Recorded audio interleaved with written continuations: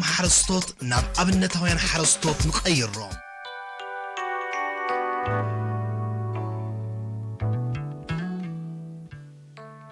ጸጋታት ኣብ ገዛ ነፍስኻን ኣብ ከባቢኻን እዮም ዝርከቡ እቲ ቀንዲ ነገር ምስተውዓልን ትኩርነትን ይሓትት ከባቢኻ ናብ ረብሓኻ ንምቕያር ብውሕድ ወጻኢታት ዓጸፋ ምህርቲ ንምርካብ ውልቃዊ ክብርታትካ ምስ ጸዓትካ ብምድማር ክትረኽቦም ትኽእል እዚ ከምዚ ዝበለ ኣተሓሳስባታት ብግብራዊ ተሰንዩ ይረጋገጽ እዩ ተመክሮ ሓረስታይ ኣቶ በይን ኣብነት ናይዚ ሓቅታት እዩ ቅድሚ 40 ዓመት ሓደ ሓሳብ ኣበጊሱ እቲ ናይ ስራሕ ድሌት ናብ ግብርን ምቕያር ብዙሕ መንገድታት ንኽጥምት ሓጊዝዎ ብልምዲ ሓረስታይ ሞረር ወፊሩ ማሪሩ ሓሪሱ ዓጺዱ ጐልጊሉ ዝረኸቦ ዳ እምበር ካብ ጎደንኡ ከይረሓቐ ዝሰርሕ ኮይኑ ይስምዖ ይነበረን ሓረስታይ ኣቶ በይን ነቲ መደብ ስርሑ ኣብ ጎኑ ኮይኑ ምእንቲ ክከታተሎ ብቐረባን ብዝሓፀረ መንገዲ ከተግብሮ ይመሪጹ ኣብቲ ፈለማ ከም ናይ ኩሉ ግዜ ኣብ ምጅማር ዘጋጥም ብድሆታት ከም ቅቡል ወሲዱ ንስራሕ ኣብ ሰሌዳ ግዜ ሰሪዑ ብለይትን ብቐትርን ካልእ ሕርሻዊ ንጥፈታቱ እንዳሰላሰለ ኣጽኒዑ ቀጺልዎም ከም እንሪኦ ዘለና ካብ ቤቱ ብዙሕ ከይረሓቀ ብዓቢ ጥንቃቐ መፍረ ንህቢ ሰሪሕሉ መፍረ ንህቢ ስነ ፍልጠትን ስነ ጥበብን ዝኽተል ሞያ እዩ ብፍቕሪ ትግሃት ትኩርነት ድማ ይስራሕ ዘድልዮም ነገራት ኣብ ምቕራብ ጉቡእ ክንክን ጽሬትን ምሕላው ተወሳኺ ምጸ ዝረኽብሉ ምቹእ ሃዋህው ምፍጣር ካብቲ ብዙሕ ውሕድ እዩ ኣቶ በይን ካብ ባህላዊ ቆፎ ናብ ዘመናዊ ብምስግጋር ክሳብ ዝዕለት ህይወቱ ብንህቢ ይመሓደር ኣሎ ፈለማ ግን ኣቶ በይን ብኸመይ መፍረ ንህቢ ከም ዝጀመረ ክገልጸልና ተወኪስና ነርና ምጅማር ብንእሽተይ ከለኹ ትምርዖ ኣቢለ ኣብ ዓመት ኣብ 69 ግዝ ሓደ ንህቢ ገዚኤ ብኡ እየ ጀሚረ ከምኡ እናበልኩ ስጋዕዚ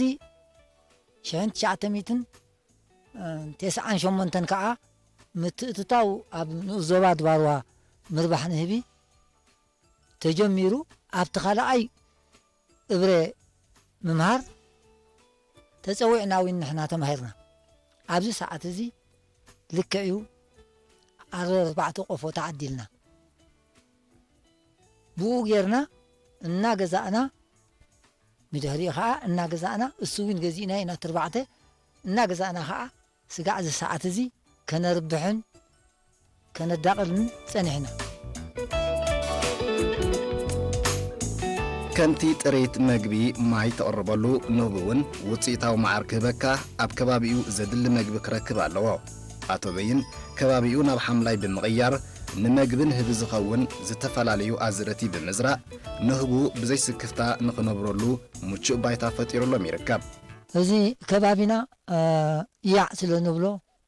ብገረብ ዕቁብ እዩ ከምዚ ትረኣኹሞ ጣሻ እዩ ንኸምኡ ኢልና ንዕቅበን ገረባት ከዓ ኣለዋ ንኣብነት ባዕልና ዝተኸልናዮ ኣውሒ በለስ ሽባኻ ኣውሊዕ ውን ባዕልና ኢና ምኽንያቱ በርሺ እዩ ዝመሬት ገረብ ስለ ዘይብሉ ንሕና ዝተኸልናዮን ድመልመልናዮን ጥራሕ እዩ ደቀቕቲ ውን ኣሎ ከም በዓል ግራዋ ውን ተኺልና ነርና ኣሎ ውን እዚ ክንሪኦ ፀናሕና እዩ ዘራእቲ ብግዜ ቅድም ኢሉ ብናሃሰ ክጠቕሞም ባሎንጓን ዘርኣሎም ግራት ሙሉእ ውን ኣድርን ዘርኣሎም እንሆ ስጋ ሕጂ እቲ ኣድሪ ስጋብ ሕጂ ዕምባባ እጠቕሞም ኣሎ ከም ዝፍለጥ ሚኒስትሪ ሕርሻ ካብ 1998 ጀሚሩ ዘመናዊ ቆፎ ብምትትታው ሓረስቶት ናብ ዘመናዊ ቆፎ ክሰጋገሩ ክኢሎም እዮም ከም ውፅኢት ናይዚ ቁፅሪ ተጠቀምቲ ዘመናዊ ቆፎ ክውስኽ ክኢል እዩ ኣብዚ እዋን እዚ እውን ሚኒስትሪ ሕርሻ ጋብላዊ ቆፎ ኣብ ምትትታው ይርከብ ዕላማ እዚ ቆፎ ብቐሊሉን ብዝሓሰረ ዋጋን ክትስራሕ ስለ ትኽእልን ብተወሳኺ ዳርጋ ናብ ዘመናዊ ቆፎ ስለ ትጸጋጋዕ ንምስፋሓ ጻዕርታት ይካየድ ኣሎ ፈለማ ግን ምስ ጋብላዊ ቆፎ ከላልየና ንኽኢላ መፍረ ንህቢ ኣብ ዞባ ደቡብ ኣተዛይቶ ኪስና ነርና እዛ ቆፎ እዚኣ ሓረስቶት ካብ ኣብ ከባቢኦም ዘሎ ጥረ ነገራት ንኣብነት ሻምብቆ ክንጥቀም ንኽእል ኢና ሳዕሪ ማዕሪ ክንጥቀም ንኽእል ኢና ዒባን ሳዕርን እንዳገበርና ክንጥቀም ንኽእል ኢና ናይ ቀላሚጦስ ቅራፍ ርጉድ ዝበለ ቅራፍ ዘለዎ ነገራት ግን ተጠቂምና ክንሰርሕ ንኽእል ኢና ንኣብነት ዛ ስእሊ እዚኣ ከም ትሪእዋ ዘለኹም እቲ ዓቐና ተዋሂቡሎ እዚአን ኣብዚ ተረቢበን ዘሎ ኣብዚ ስእሊ ክነሪአን ፈቲና ዘለና ግን ናይ ቀላሚጦስ ርቦ እየን እዚ ቀላሚጦስ ርቦ ምስ ተረበበ ሓንቲ ወሓለ ኣደ ወይ ወሓለ ሰብኣይ ምስ ረበቦ ኣብ ልዕሊኡ መታን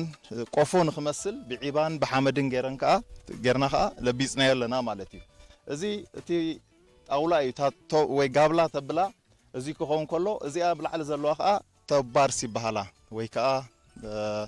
ተን መዓር ዝስከማልና ጣዋሉ እየን እዚአን እዚ ምስቲ ኣብዚ ስፍሓት እዚ ትሪእዎ ዘለኹም ከባቢ 25 ጋብላ ባርስ ኣለዋ ጣዋሉ ማለት እዩ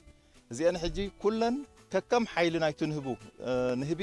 እንተሓይሉ ክሳብ ኣብዚ ክመልኦ እዩ ድኽም እንተኢሉ ከዓ ካብዚ መንጎ መምቀሊት ኣላትና ብዝኾነ እቲ ንህቢ መዓር እናሰርሐ ከሎ መዓር ከም ድሌትና በሲሉ ኣይበሲሉን ንህቢ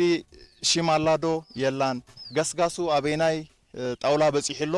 እንዳበልና ብሓፈሽኡ ሞኒተር ወይ ከዓ ክትትል ክንገብረሉ ዘየፀግመና ዓይነት ቆፎ እዩ እዚ ማለት እዩ እዚ ሰብኣይ እዚ ሕጂ ካብዛ ቆፎ እዚኣ ኩነታት መዓሩ በሲሉን ኣይበሲሉን ሓፍ ኣቢሉ ነዛ ጣውላ እዚኣ ይሪኣ ኣሎ በሲላ እንተኮይና ክቅርድዳ እዩ ክብርብራ እዩ ናብ እንዳ መዓሩ ከስግራ እዩ እንተዘይበሲላ ከዓ ንክትበስለሉ ከእትዋ እዩ ማለት እዩ ስለዚ እዚኣ ታገዳሲት ነጥቢ ናይዛ ቆፎ እዚኣ ሓደ ክሳዕቱ ወሰን ናይ ዝኾነ ክፋል ናይ ሃገርና ዘሎ ተጠቃሚ ወይ ኣርባሕ ክኸውን ዝደሊ ኣብዚ ዝተመሓይሹ ክወሃብ ዝፀንሐ ቆፎታት ወይ ዘመናዊ ቆፎ ንብሎ ብተለምዶ ኣብኡ ምርኩዝ ከይገብር እቲ ፅላት ናይ ንህቢ ናይ ምርባሕ ንህቢ ከዓ ከይህሰ እዚኣ ክሳብቲ ጫፍ ዝኾነ ጠለብ ናይ ደገ ትጠልቦ ነገር ስለ ዘየሎ ንኽትተባባዕ ኣዝያ ኣገዳሲት ቆፎ እያ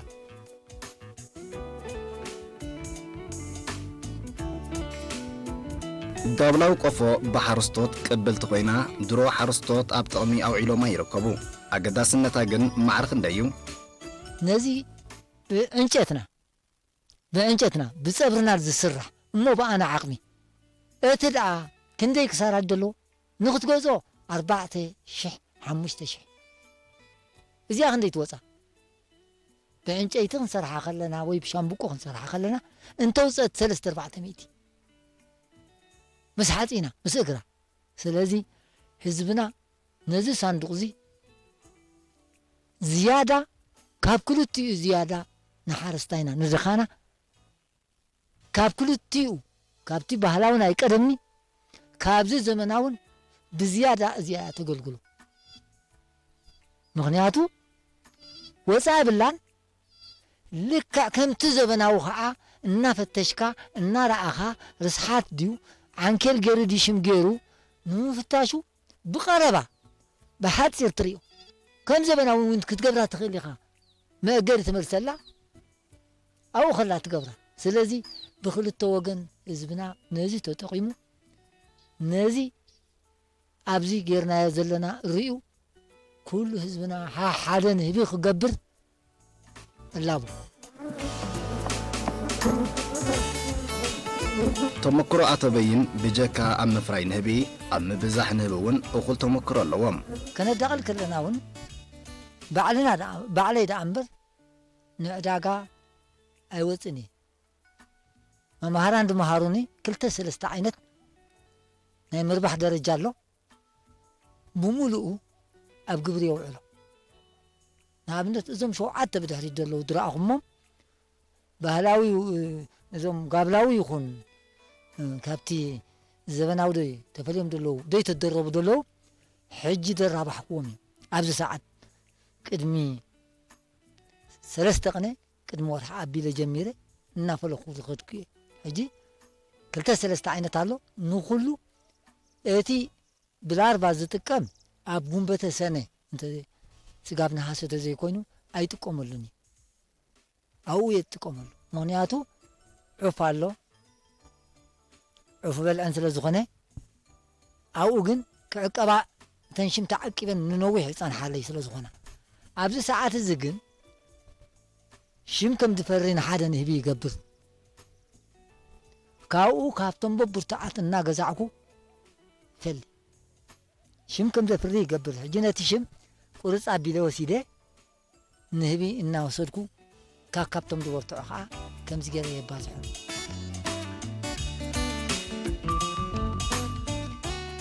ፀሓይ ዓራርቦ መንበር ቤት ኣቶ በይን ደስ ዘብል ትርኢት ኢኻ ትርኢ እተን ወፊረን ዝውዓላ ጥሪት ናብ ቤተን ይኣትዋ ንህቢ እውን ናብ ቆፍኡ ኮታ ቤቶም ካብ ጥሪቶም ፀባን ጠስምን ካብ ንህቦም መዓር ካብ ግራቶም ኣሕምልትን ፍረታትን ዘይፍለዮም መኣዛዊ ምግቢ ዝውንኑ ሓርስታዮም ንምዃኑ ብሞያ መፍረ ንህቢ ኣብ መነባብሮኦም እንታይ ለውጢ ምፅኦም ኣብ መነባብሮ ርኡይ ዝኾነ ለውጢ ኣሎ እቲ ለውጢ እንታይ እዩ እቲ ገዛ ልክዕ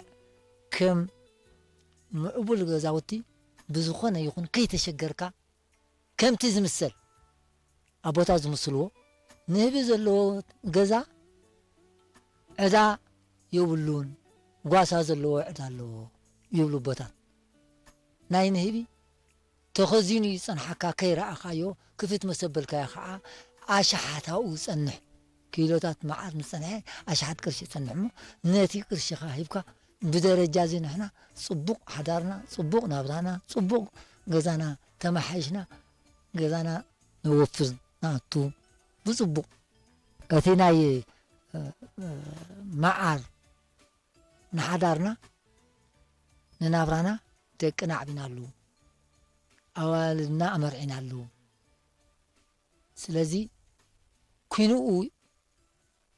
እንታይ ኣሎ ካብ ብቓሕ ካብ ልመና ነፃ ይጎብና ከምቲ አንተ ይዘልኮ ንህቢ ዘለዋ ገዛስ ሃብታም እያ ኣቶ በይን ፈለማ እኳ ብባህላዊ ቆፎ እንተጀመረ ኣብዚ እዋን እዚ ግን ዘመናዊ ቆፎን ጋብላዊ ቆፎን ወኒኑ ይርከብ ውፅኢት እውን ብግብሪ ይረኣይ ስለ ዘሎ ብስርሑ ዕጉብ ከም ዝኾነን ኣብዚ ደረጃ ንምብፃሕ ክኢላታት ሕርሻ ኣብ ህይወቱ ልዑል ኣበርክቶ ከም ዝነበሮም ዝገልጽ ሚኒስትሪ ሕርሻ ብጣዕሚ ኣተባባዒ ገስጋሲ እዩ ዘሎ ምናልባት እቶም ጀሚርና ዘለናስ ደሓን ብወገነይ ክሪኦ ከለኹ ጽቡቕ ኢና ንኸይድ ዘለና ምክንያቱ ንጎ ምህረና ንጎ የርእየና ስልጠናታት ይህብ ኮለላ ይገብር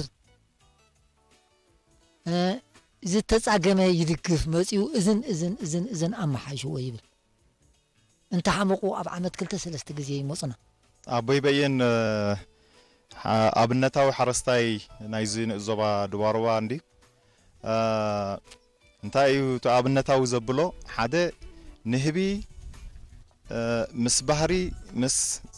ባህርያዊ ዕቃበ ጥቡቕ ምትእስሳር ዘለዎ ዝፈልጥ ከምኡ ስለ ዝኾነ ከዓ ኣብ ከባቢ ኣናህቡ ኣብ ዘለዎ ከባቢ ዝተፈላለዩ ዓይነታት ኣግራባት ከም ዝትርእይዎ ኣውሒ ቀላሚጦስ ቆልቋል ከምኡውን ዝተፈላለዩ እዋናዊ ዘራእትታት ከም በዓል ንህዩ ክንርኢ ጸኒሕና ኣብዚ ነቶም ኣናህቢሉ ዝዘርኦም እዩ ስለዚ ንህቢ እንተሂብካዮ መዓር ሂበካ እንተዘይቀሪብካሉ ድሕነቱ እንተዘይሓሊኻዮ ድሕነት ናይ ከባቢኡ እንተዘይተሓልዩ ግን ንሱ እውን ክነብር ኣይክእልን እዩ ንስኻ እውን ክትጽበ ኣይትኽእልን ኢኻ ካብ ትምህርቲ ንህቢ ቀጥታ ምትእስሳር ምስ ኢንቫይሮንመንት ወይ ምስ ከባቢ ስለ ዘለዎ ስለዚ ኣቶ በይን ብዓቕሙ ዝተፈላለዩ ኣብዚ ንሪኦ ዘለና ልምዓታዊ ንጥፈታት ገይሩሎ ብዘይክኡ ግን እቲ ከባቢ ኣቦይ በይን ኣናህቡ ኣቐሚጡሉ ዘሎ ብባህርያዊ ጸጋታቱ ዝምስገን ከባቢ ምዃኑ ከዓ ብዓይንና ክንርኢ ንኽእል ማለት እዩ ብዘይካዚ ዝተማህሮውን ዘተግብር ኣብነታዊ ሓረስታ እዩ ብዙሕ ግዜ ምሂርናዮ ኢና ኣብቲ ቀዳማይ ዕዉት ዝኸውን ኣቶ በይን እዩ ስለዚ ብኩሉ ሸነኻቱ ብኩሉ መለክዒታቱ ምናልባት ባዕሉ ዳ እንተገለጾ ይሓይሽ እምበር ንኡር ዝኾነ ንጥፈታት ንኡር ዝኾነ ስጉሚ ዝገብር ሓረስታ እዩ ክንብል ንኽእል ዕላማ መደብ ፍረ ጻዕሪ ካብ ኣብነታውያን ሓረስቶት ተማሂርካ ኣብነታዊ ንምዃን ዝዓለመ መደብ እዩ ምርግጋጽ ውሕስነት መኣዛዊ ክበሃል ከሎ ኣብነታውያን ክበዝሑ ከለዉ ይዝረጋገጽ ነዚ ሓቂ ብምግንዛብ ኣቶ በይን ኣብ ከባቢኡን ካልኦት ሓረስቶት ሞዩ ከም ዘካፍል እዩ ዝገልጽ ኣነ ዝበዝሕ ግዜ ኣብዚ ገዛ ይኮፋይብኒ ምሸት ከምዚ ሕጂ ኩሎም ሰባና ህብ መፅኦም እዮም ዝወስዱኒ መፅኦም ክወስዱኒ ከለዉ ዝፍንጨሉ ይፍንጭለሎም ምርባሕ ማለት እየ እንታይ ኮይኑ ደኺሙ ኣሎ ሽሙ ድያ መይታ ሽም ድያ ኣሪጋ ቅያር ገብረሎም እዚአን ኣብዚ ዘለዋ ማሽናት ናተይ መታዓየ ከዓ ናይ ትኪ ይኹን ዋላ መበርበሪ ብሙሉኡ ገብረ ቀላይ ዓሰላይ ዓዲ ሽሮፖቶ ኣብ ኩሉ እዩ ትዘውር ኣብ ኩሉ ዓታት እናዘረ ምሸት መፅኦም እንተ ብቐትሪ ወሲዶም በእንጥቆም ጉልበተይኒ ንብረተይኒ ልክዕ ከምቶም መምሃራን ኣነ ከዓ ነቲ ከባቢየይ ምህርን እርድእን ዝዓቕመይ ከዓ ሕጂ እኳ ደለዉ ኮይኖም እዮም እምበር ዋ መልኹም ነይሮም መምህርና ናይ ባሓቂ መልኹም ነይሮም ከምኡ ገይረ ዘበጋግሶምን ዝምዕዶምን ዘለኹ ሓረስቶት ሃገርና ካብ ባህላዊ ቆፎ ናብ ዘመናዊ ቆፎ ንምቕያር ግዜ ወሰደሎምን ሕጂ እውን ጋብላዊ ቆፎ ኣገዳስነታ ተራዩ ሚኒስትሪ ሕርሻ ኣብ ምትእትታው ይርከብ ድሮ እዛ ንዕዘባ ዘለና ቆፎ ጋብላዊት ቆፎ እያ ኣቶ በይን ምስ ጓሎም ይብርብሩ ኣለዉ ውፅኢታ እንታይ ይመስል ረብሓታት ብልጫታት ረኺቡ ካብ ጋብላዊ ብምጥቃሙ ሓደ ውሑስ ዕስለ